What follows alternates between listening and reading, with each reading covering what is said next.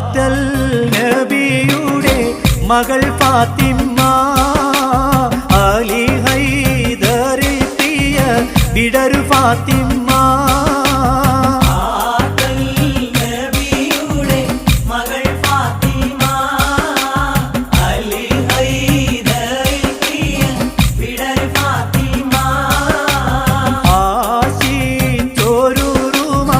പഴം തിന്നുവാൻ അത് പൂമാരനോട് പറഞ്ഞു.